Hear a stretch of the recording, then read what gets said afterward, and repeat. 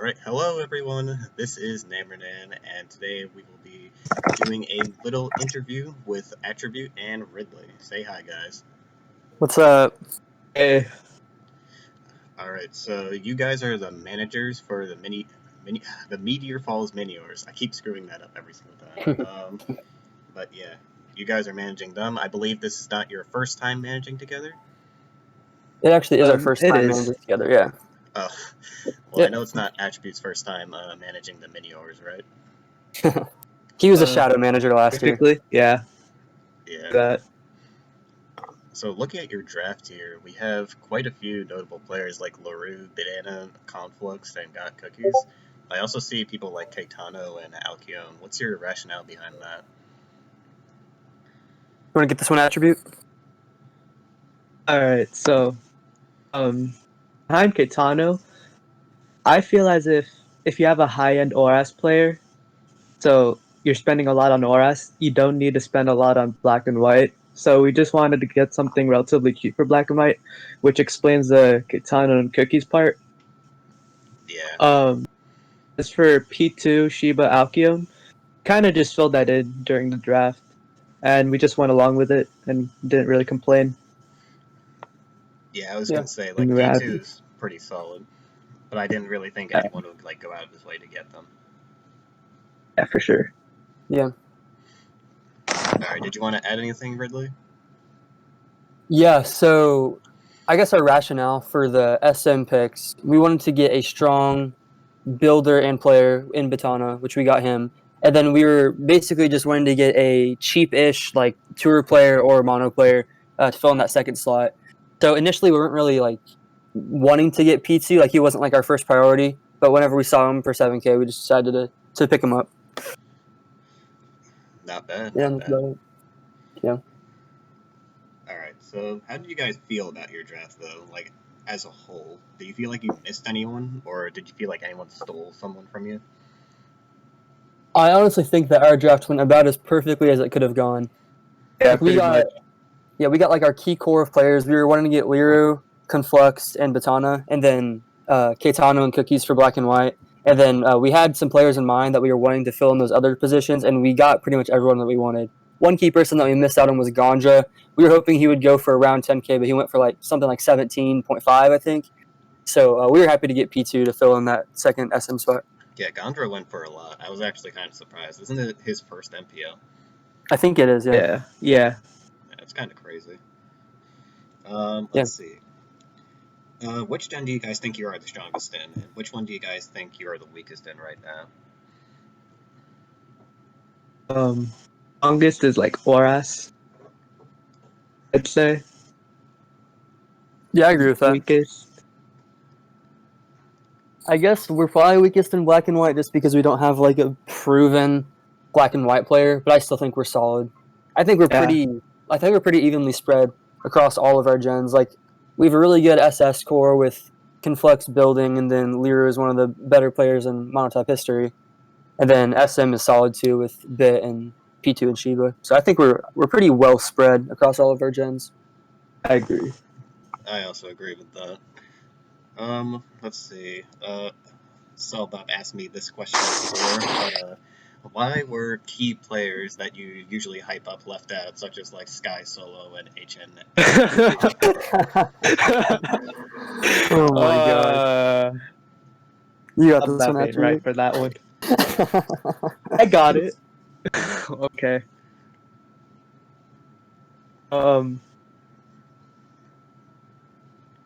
How to put it? It just didn't happen. It just didn't happen. Wow, Yeah. really? That's your excuse? It just didn't happen. Yeah, it just didn't happen. Hey, I will say they were at the plan at one point, but then it just didn't happen. Yeah. Nutty. Some of the players we were really wanting went for a little bit more, so we had to make the decision to prioritize our strong core of players instead of getting friends. We definitely wanted to get them like that. They were in the draft plan, but just didn't work out, unfortunately. Yeah, that is sad. Speaking of which, do you know who the biggest threat to your team would be right now? Like other team wise? Yeah, like other team wise. Also player wise, I guess. Yeah.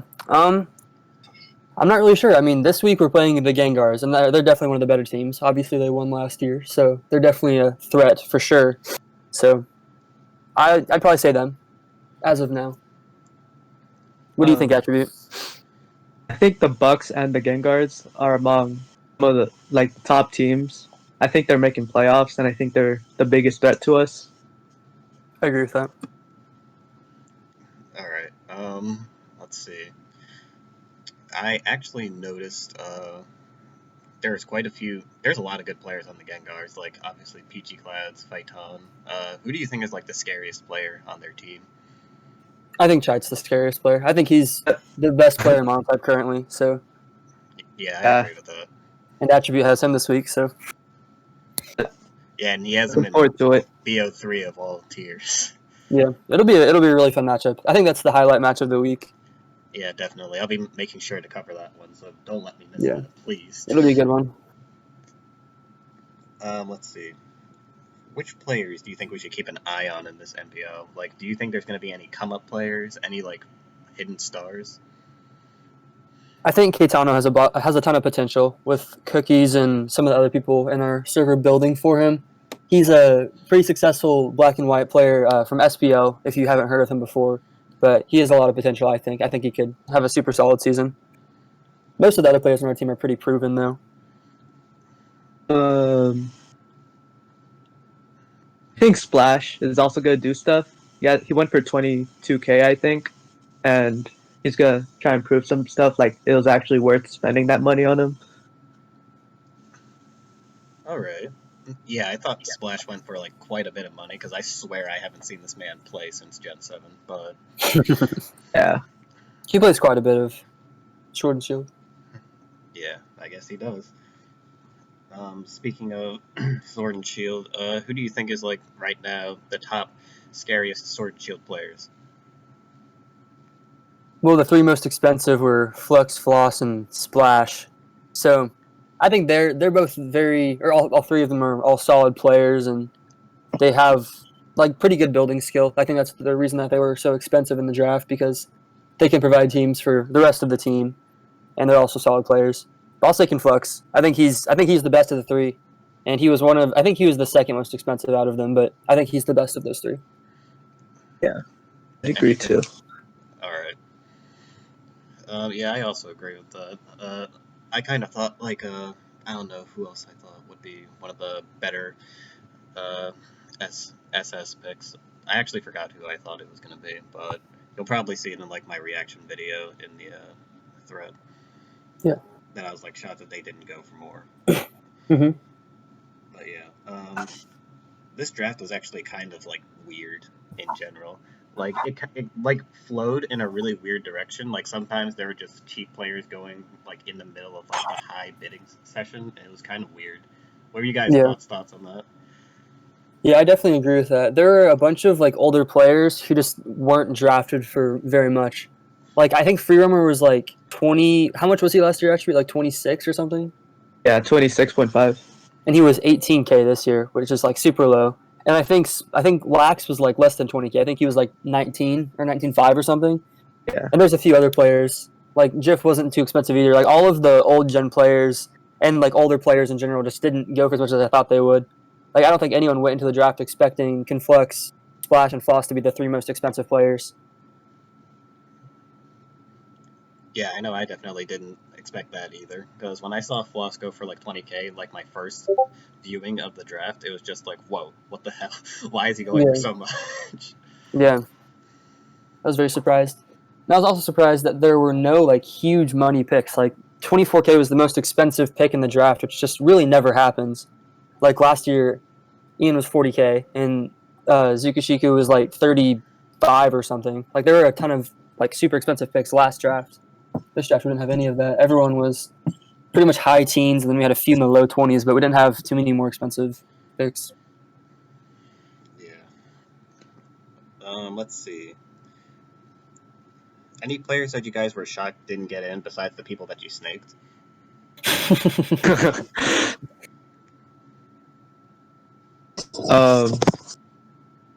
Gotta look at Julio Caesar. I think he kind of got robbed. I Who agree with else? that. Kepper, Rinda Okami. I like the replays he's done in tryouts, so I think he should have got drafted. Yeah, You I know, think Paul's with that also should extra have gotten 11K. drafted. Yeah. And maybe There's like a Non few Man. names. Yeah.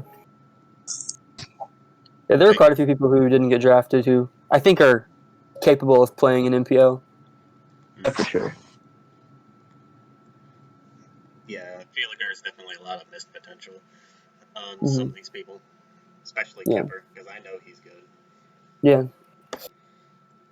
Let's see. agree with Any that. tips for people who didn't make it? I think some tips would be to just play in all the tournaments that you can, and to just get some good wins under your belt, and that gives you like good experience for future tournaments, and like it helps you with like pressure situations and everything. And then make sure you reach out to managers and like show them that you are deserving of getting drafted, because I'm sure there's a bunch of people who think they're good enough to be drafted, but they didn't reach out, so they just never really had a shot of actually making it. Because a lot of managers draft their friends or people that they have seen do good things in like the seasonals tournaments or in BLT or any of the other monotype tournaments that have happened. And outside of playing tournaments, you also have to maintain a good attitude because people really pay attention to that, possibly even more than like looking at your own playing skill or whatever in building. So that's also a very important factor in getting drafted. Also, Definitely like agree.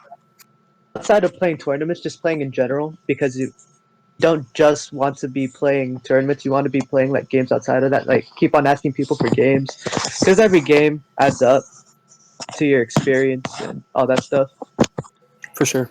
Yeah, I definitely feel that's true because, like, do Amphibian, for example, he has like almost no placements at all, and barely anyone knows him, but he still got drafted because he like plays the game so much and is very noticeable. Yeah. Yeah. But yeah, one last question before the closing remarks. I noticed that you guys have quite a few tournament players on your team that don't main monotype, and for people that are like casual monotype players, that might be a little bit confusing. So, like, could you explain like your rationale for getting tournament players instead of like monotype mains only? So historically, monotype players are kind of looked down on, and sometimes for good reason, because there are a lot of games that you see where both players are just not super skillful compared to like SPL caliber players who obviously are very, very good at this game and really know what they're doing. And we think that if we have good builders on our team, we can pair them with some tour players and can get them for pretty cheap and find some success. That's kind of our rationale behind it. Yeah, but that can also backfire because I think I said this in my video before. Like, I think there's one like replay from like MPL 4, I think, where it was like the guy from it was Gen 7. There's a Muckalola in front of Fairy, and the guy just used Clef Key in front of him and set up screens. Yeah, Yeah. That's like stuff like that happens. yeah, that's what happens if it's like if you don't like have a proper builder, like proper team support, right? Yeah, yeah. And you also need to get like practice games and stuff. You can't just pass teams and expect them to do well. Like you have to understand how to use the team and everything. But typically, those tour players are very skilled players who can find success pretty easily in the metagame. Yeah. Also, I feel like the ones we drafted do actually have past monotype experience. For example, P2 has been in MPL 3. Shiba, he's been in a lot of monotype tournaments, Hmm. a lot more than like everyone. Tano, he doesn't really have anything, but Cookies apparently challenges him black white mono. So I guess he has that. And Yeah, Alcyon, he played some super big in a mono tournament and won it. So I have faith in his abilities, especially for 3K. Didn't think he'd go yeah, for that much. yeah, for sure. Yeah. Yeah. All right. That's all the questions I have for you guys. Any closing remarks before we finish this up? I'm just super excited for this MPL season. There are a lot of good teams out there, and there should be some really good quality games. I'm excited to watch and play them. Anything else, Ridley? That's it for me. All right. What Uh, about you, I'm Attribute? just echoing what Ridley says. 2020 Miniors, we rebranded. We're out here. We're gonna do some. We're gonna do some work. All right. All right. Thank you guys for doing this. Of I wish course. you luck in the draft. And, well, not the draft, but the tournament. Thank you. Thank you. Thank you. No problem. And without further ado, that is the end of this video, guys. I hope you guys had a great time watching this, and as always, stay cool.